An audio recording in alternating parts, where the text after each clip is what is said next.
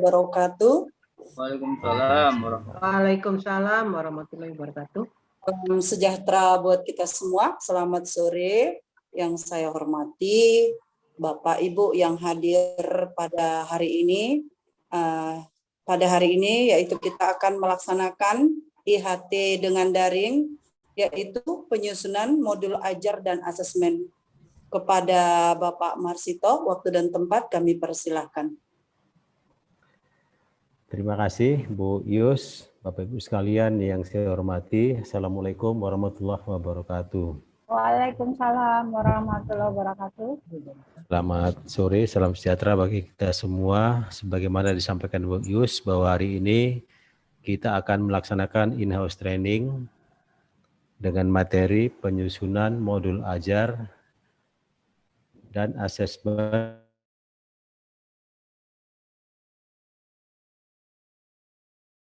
sebagai akan program sekolah penggerak. Bapak Ibu, saya akan share screen, mohon disimak, kita nanti diskusikan kembali apa-apa yang kurang dipahami.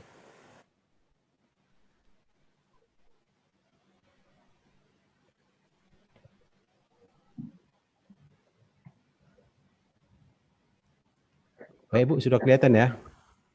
Sudah, Pak. Oke, terima kasih. Saya langsung mulai aja.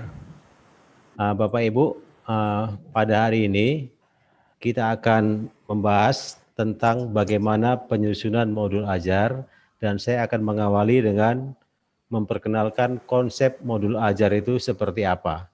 Mungkin kita sudah bertanya-tanya atau bahkan sebagian kita sudah tahu apa itu modul ajar. Kalau modul secara umum kita sudah tahu, tapi ini ditambah dengan modul ajar. Nah, di paparan ini kita bisa melihat bersama-sama bahwa modul ajar itu adalah sejumlah alat atau sarana media, metode petunjuk dan pedoman yang dirancang secara sistematis dan menarik. Jadi ini sebagai media ajar. Modul ajar ini implementasi alur tujuan pembelajaran. Sebelumnya kita sudah mengenal alur tujuan pembelajaran. Alur tujuan pembelajaran itu sendiri diturunkan dari capaian pembelajaran. Nah, kemarin juga kita sudah paham bahwa capaian pembelajaran itu berisi serangkaian tujuan yang membentuk alur. Walaupun di serangkaian tujuan tadi itu kita juga bisa menambah beberapa tujuan yang kita anggap perlu dan esensial untuk membantu capaian pembelajaran. Nah, secara ringkas itulah konsep modul ajar. Selanjutnya, komponennya itu, modul ajar itu secara umum ada 3. Yang pertama berisi informasi umum, itu dimulai dari identitas sekolah, kompetensi awal. Kompetensi awal itu maksudnya, kalau dulu kita sering mengatakan itu sebagai pengetahuan prasyarat. Jadi prasyarat apa yang harus dipahami oleh anak-anak sebelum masuk kepada materi berikutnya. Kemudian profil pelajar Pancasila, ini ada 6 komponen, tapi tidak ke-6-nya sekaligus kita pilih. Kita ambil yang paling sesuai dan cocok untuk pembelajaran sesuai dengan tujuan pada hari itu. Sarana dan prasarana ini terkait dengan alat dan bahan. Target peserta didik ini tentu disesuaikan dengan kondisi peserta didik kita masing-masing. Sebagaimana kita ketahui, nanti itu ada pembelajaran yang terdiferensiasi. Artinya teaching at the right level, pembelajaran pada kondisi yang sebenarnya. Kemudian komponen inti. Komponen inti itu dimulai dari tujuan pembelajaran, kemudian pemahaman bermakna, pertanyaan pemantik, persiapan pembelajaran, kegiatan pembelajaran, asesmen, pengayaan dan remedial, refleksi peserta didik dan guru. Nah, pada poin tujuan pembelajaran ini, kita juga tahu bahwa ada 3 komponen penting. Tujuan itu paling tidak memuat 3 komponen penting, kompetensi, konteks, dan variasi. Pemahaman bermakna ini hal-hal yang bersifat kontekstual terkait dengan materi. Pertanyaan pemantik ini ya fungsinya untuk menggali seberapa besar, seberapa inginnya anak-anak itu belajar. Persiapan pembelajaran ini dari awal sampai akhir. Nah, di kegiatan ini tentu ada langkah-langkah pembelajaran nanti, kegiatan awal, inti, dan penutup. Asesmen ini mengacu kepada 3 hal, asesmen diagnostik, formatif, dan sumatif. Untuk pengayaan dan remedial ini berisi narasi yang menjelaskan apa kriteria anak-anak peserta didik yang berhak mendapat pengayaan, juga apa kriteria anak-anak peserta didik yang berhak mendapatkan remedial. Refleksi peserta didik dan guru ini sangat penting, ya. Refleksi untuk siswa itu bisa berupa penilaian diri, untuk guru juga berupa analisis pembelajaran pada hari itu. Kemudian ada komponen ketiga itu lampiran, lembar kerja peserta didik. Ini instrumen pembelajaran, tapi jangan dipaksakan bahwa setiap mata pelajaran memiliki LKPD ini, belum tentu juga, tergantung dengan tujuan pembelajaran pada hari itu. Ya, jadi walaupun ada di sini, LKPD ini bisa aja diganti dengan bentuk yang lain. Yang penting instrumen pembelajaran pada hari itu. Kalau cocok dengan lembar kerja peserta didik, ya silakan digunakan. Tapi kalau nggak cocok, jangan dipaksakan. Nanti kalau dipaksa bisa terjadi pendarahan. Bahan bacaan guru dan peserta didik, saya pikir sudah siapkan. Glosarium ini istilah-istilah penting yang perlu kita jelaskan. Daftar pustaka ini standar, saya pikir sudah jelas. Komponen 3 komponen inti dari modul ajar. Nah, berikutnya, ini sudah saya jelaskan, jadi langsung aja nanti masuk ke bagian asesmen ya. Ini kan sudah saya barusan, sambil jalan itu sudah jelaskan. Nah, sedangkan prinsip pengembangan modul ajar itu sendiri, ini ada beberapa prinsip yang harus kita pahami secara bersama-sama. Ada beberapa prinsip, ya. Yang pertama esensial. Esensial ini sangat penting ini ya. Harus memberikan pengalaman belajar dan lintas disiplin, artinya memungkinkan terjadi pembelajaran kolaborasi. Menarik, bermakna, menantang. Ini saya pikir sekali, memang seperti itulah pembelajaran itu, menumbuhkan minat belajar, melibatkan peserta didik secara aktif dalam proses belajar, berhubungan dengan pengetahuan, pengalaman yang dimiliki sebelumnya sehingga tidak terlalu kompleks namun juga tidak terlalu mudah untuk tahap usianya. Intinya menyesuaikan dengan kondisi peserta didik. Nah, kemudian relevan dan kontekstual, pengertiannya itu berhubungan dengan pengetahuan dan pengalaman yang dimiliki sebelumnya dan sesuai dengan konteks di waktu dan tempat peserta didik berada. Berkesinambungan, bahwa alur kegiatan pembelajaran sesuai dengan fase belajar peserta didik. Maksudnya tujuan pertama, kedua, ketiga, dan seterusnya itu rangkaian alur untuk mencapai ketercapaian capaian pembelajaran. Jadi ini jangan lupa karena produk akhir dari fase-fase belajar itu ya mencapai capaian pembelajaran. Nah, pertanyaannya, apakah modul ajar dibuat untuk setiap pertemuan? Nah, ini pertanyaan mendasar yang sering kita dengar. Prinsipnya ini sesuaikan dengan kesanggupan guru di sekolah. Kalau guru lebih senang, nyaman dia dengan membuat yang setiap pertemuan, silakan. Jangan lupa bahwa rangkaian modul ajar 1, 2, 3, 4, 5 itu menggambarkan satu fase nanti, satu fase capaian pembelajaran. Jadi kalau mau dipreteli per pertemuan boleh, dirangkum jadi satu hanya pada bagian kegiatan itu nanti dipisah-pisah juga boleh. Disesuaikan dengan kondisi satuan pendidikan masing-masing.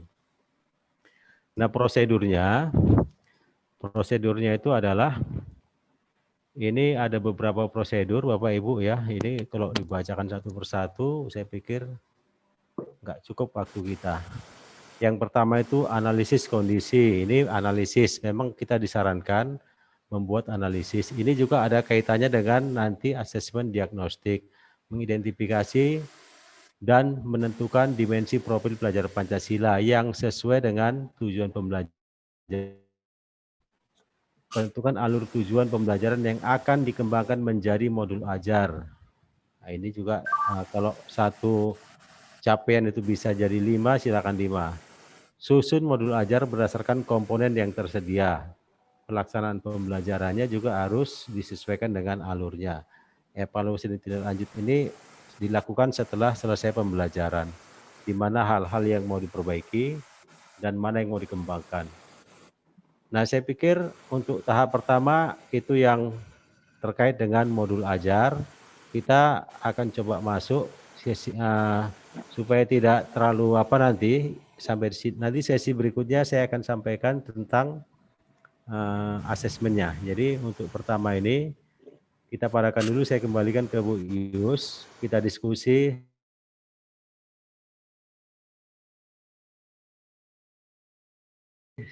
Sebentar. Terima kasih Pak Marsito, udah cukup gamblang menjelaskan tentang modul ajar, yaitu berupa prinsip, komponen, kriteria, dan prosedur. Mungkin dari Bapak Ibu sekalian yang hadir, adakah yang ingin bertanya? Boleh diacungkan tangannya. Izin Bu, Silakan, pemandu. Ya, silakan. Pak.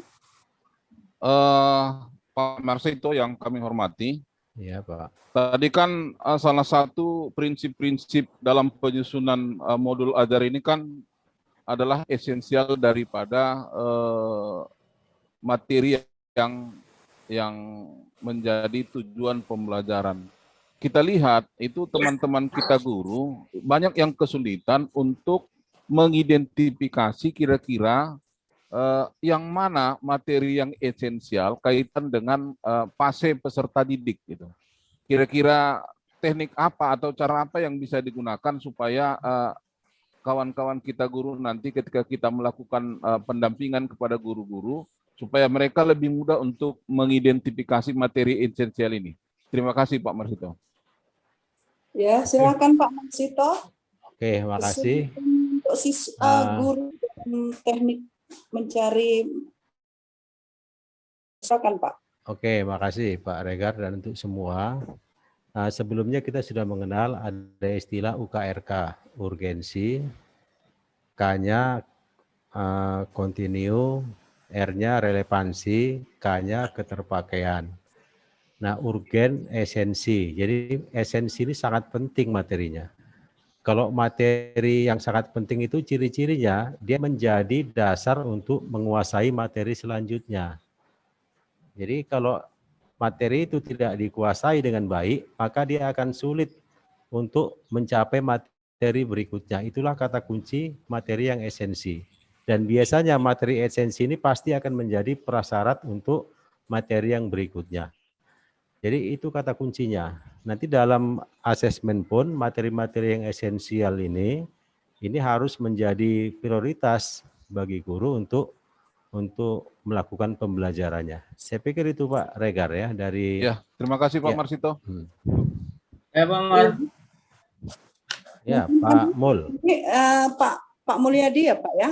Iya. Silakan Pak. Ini Pak Marsito sebagai narasumber yang saya hormati. Ini terkait tadi di modul ajar kan ada karakteristik itu. Ya. Bahwa adanya karakteristik itu yang menjadi permasalahan sama kita. Bahwa karakteristik bahwa materi itu harus relevan. Sementara kurikulum penggerak kita sampai saat ini kan belum tahu kita kerangka kurikulum bagaimana. Ini apa langkah kita untuk mengatasi hal itu? Oke, terima kasih. Memang kita tidak bisa menunggu semua serba sempurna. Kita harus berjalan dengan kondisi yang ada sambil menyempurnakan dalam perjalanan nanti menunggu regulasi yang definitif, yang memang sudah final.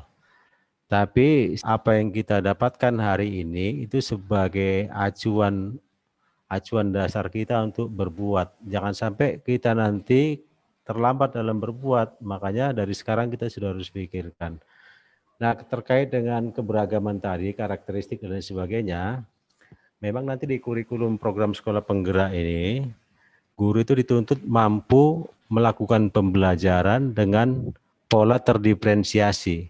Anak-anak itu akan dikelompokkan dalam kelompok, bisa juga berdasarkan minat dan lain sebagainya. Intinya anak yang lemah harus kita layani sesuai dengan kemampuannya, anak yang menang bisa dilayani dengan sesuai dengan kemampuan mereka, anak yang high level pun ya buat pelayanan yang sesuai dengan kemampuannya. Itulah kesulitan yang paling besar nanti ketika kita melaksanakan kurikulum program sekolah penggerak ya, pembelajaran yang terdiferensiasi itu yang paling sulit nanti ya untuk dilatihkan kepada guru. Polanya apakah tetap reguler, apakah tim teaching, ini juga kita sama-sama belum tahu. Tapi kalau saya berpikir yang paling berat itu adalah nanti pada fase itu, melaksanakan pembelajaran yang terdiferensiasi itu. Kira-kira seperti itu. Tapi untuk kita terkait dengan struktur kurikulum dan lain sebagainya, ya dari sekarang kita sudah mulai mengotak-atik lah, mengkalkulasi bagaimana pola pembagian tugas dan lain sebagainya. Saya pikir itu Pak Mul ya. Satu lagi Pak Marsito bisa? Satu lagi. Kok lebih banyak di sini daripada pelatihan yang sebenarnya.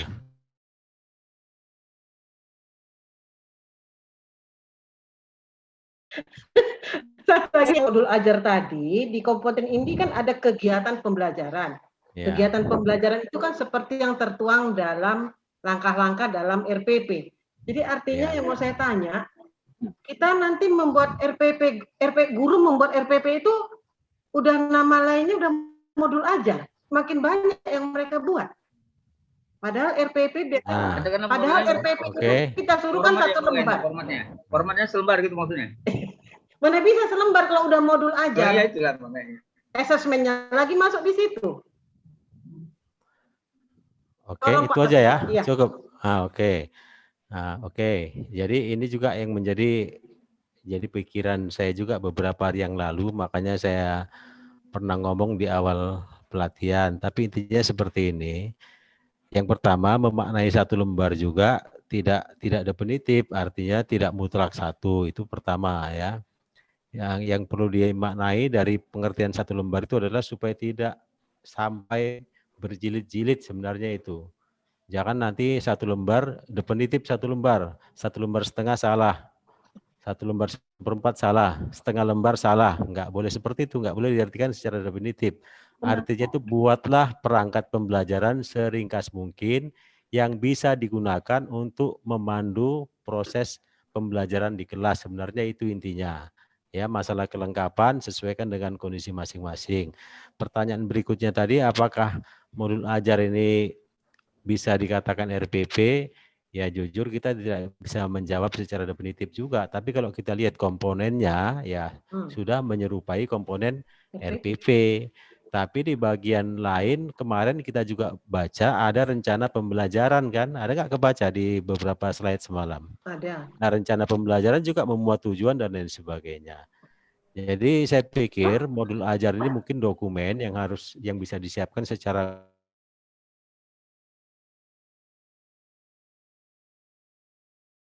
kolektif mata pelajaran dalam MGMP yang sama. Saya pikir itu kalau bentuknya nama ini terkait dengan regulasi nanti. Nanti kalau di peraturan menteri memang sudah dibakukan istilahnya modul ajar, itulah yang kita gunakan. Tapi kalau nanti di regulasi istilah yang muncul masih rencana pelaksanaan pembelajaran, ya RPP lah yang muncul. Tapi secara komponen kelihatannya ya itu dia hampir identik lah. Iya. Komponen artinya apa yang ada di RPP ada juga di modul ajar. Iya. Apa yang ada di modul ajar, ada yang tidak di RPP itu ada. Contohnya beberapa yang di atas tadi. Saya pikir itu, Bu En. Ya, terima kasih Pak Marsito. Ada lagi Bu, boleh Bu. Waduh, Bu Sarifah. Boleh. Sedikit aja Pak. Boleh. Sedikit aja. Boleh. Enggak ini Pak. Mohon izin karena waktu kita juga terbatas, jadi mungkin tadi yang dari Bu En yang terakhir ya, jadi bisa kita simpulkan bahwasanya modul ajar itu adalah sesuatu yang memang harus memiliki komponen yang lengkap di dalam pelaksanaan sekolah penggerak. Nah, Bapak Ibu, mungkin IHT kita ini telah selesai, semoga bermanfaat buat kita semua. Sebelum kita tutup acara ini, marilah kita berdoa menurut agama dan keyakinan kita masing-masing, agar kita semua senantiasa diberi kesehatan, keselamatan. Berdoa dimulai.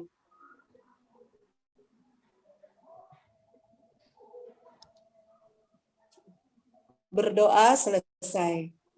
Saya akhiri dengan wabillahi taufiq wal hidayah. Assalamualaikum warahmatullahi wabarakatuh. Salam sejahtera. Waalaikumsalam. Waalaikumsalam warahmatullahi warahmatullahi wabarakatuh. wabarakatuh.